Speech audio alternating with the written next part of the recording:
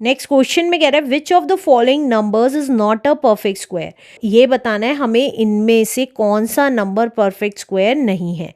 तो देखिए, अगर ज़ीरोज़ दी हुई होती हैं, अगर इवन नंबर ऑफ ज़ीरोज़ हैं तो वो परफेक्ट स्क्वायर है, अगर ऑड नंबर ऑफ ज़ीरोज़ हैं तो वो परफेक्ट स्क्वायर नहीं है। तो यहाँ देखिए इवन ज़ीरोज़ हैं, 2 हैं ज़ीरो, तो इवन नंबर ऑफ ज़ीरोज़ हैं तो ये परफेक्ट स्क्वायर है। यहाँ पे देखिए 4 ज़ीरोज़ हैं तो इसका मतलब इवन नंबर ऑफ ज़ीरोज़ हैं, ये भी परफेक्ट स्क्वायर है। यहाँ पर भी 4 ज़ीरोज़ हैं तो ये इवन नंबर ऑफ ज़ीरोज़ हैं तो ये भी परफेक्ट स्क्वायर है। लेकिन यहाँ पर 3 ज़ीरोज़ हैं, इवन नंबर ऑफ ज़ीरोज़ नहीं है, ऑड नंबर ऑफ ज़ीरोज़ हैं, तो ये परफेक्ट स्क्वायर नहीं है। अब नेक्स्ट क्वेश्चन देखते हैं। नेक्स्ट क्वेश्चन में कह रहा है which of the following numbers have the digit 6 in the unit place. Unit place पे 6 कौन सी डिजिट का आएगा स्क्वायर करने के बाद, ये बताना है। तो देखिए, हमें पता है 6 यूनिट डिजिट किस किस की आती है, 4 की और 6 की। अगर किसी भी नंबर की यूनिट डिजिट 4 और 6 है तो उसको स्क्वायर करने के बाद 6 उसकी यूनिट डिजिट आएगी। तो अब देखिए, यहाँ पे 8 है तो इसकी यूनिट डिजिट 6 नहीं आएगी। यहाँ 2 है यूनिट डिजिट पे तो इसकी भी यूनिट डिजिट 6 नहीं आएगी स्क्वायर करने के बाद।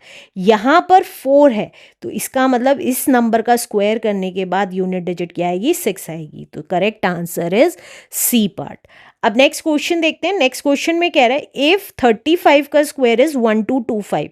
अगर 35 का स्क्वायर 1225 है, what number be added to it to obtain the value of 36 का स्क्वायर। इसमें कितना नंबर ऐड करें कि 36 का स्क्वायर हो जाए। तो देखिए, हमें पता है 35 का स्क्वायर है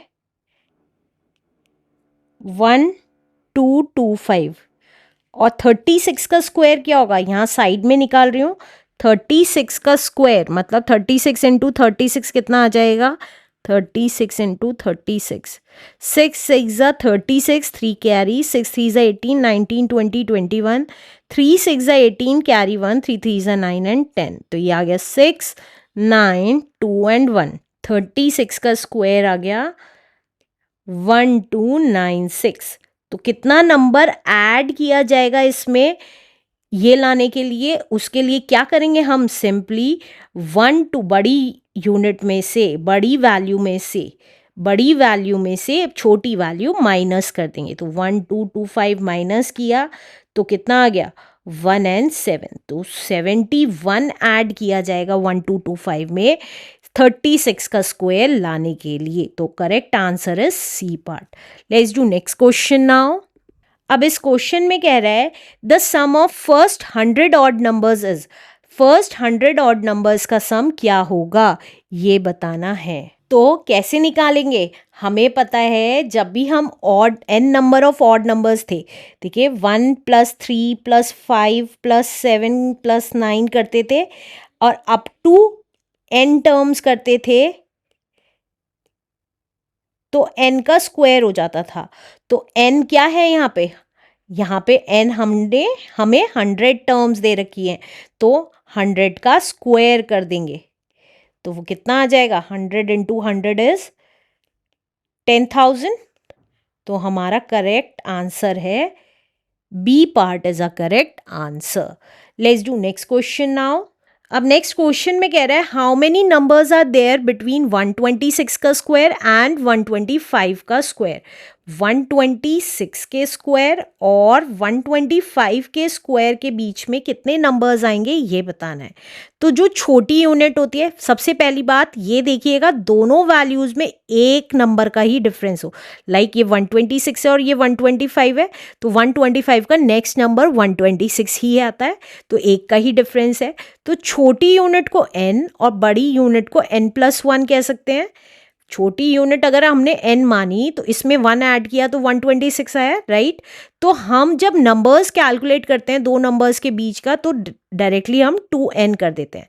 तो यहाँ पे 2 इंटू n कितना हो गया हमारा 125 और 2 इंटू 125 इज 250।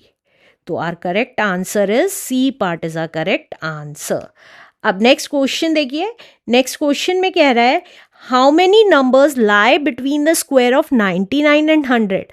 99 और 100 के स्क्वायर में कितने नंबर्स लाई करते हैं बिटवीन में, बीच में, ये बताना है।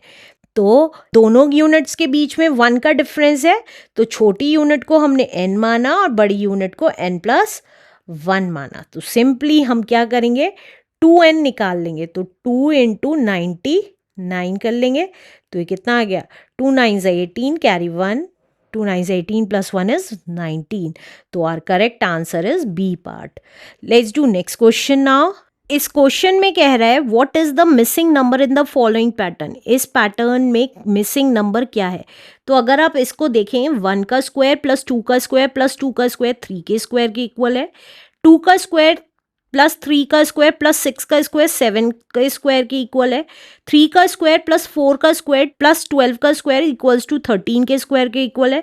4 का स्क्वायर प्लस 5 का स्क्वायर प्लस डैश का स्क्वायर इक्वल्स टू 21 के स्क्वायर के इक्वल है। तो अगर आप देखेंगे यहाँ पे 1 का स्क्वायर प्लस 2 का स्क्वायर प्लस ये जो 2 आ रहा है, तो ये इन दोनों डिजिट्स को मल्टीप्लाई करके जो आ रहा है उसका स्क्वायर कर रहे हैं। तो यहाँ देखिए इक्वल्स टू 3 का स्क्वायर। तो यहाँ पे आया 2 1 ज़ा 2, 2 का स्क्वायर वही आ रहा है।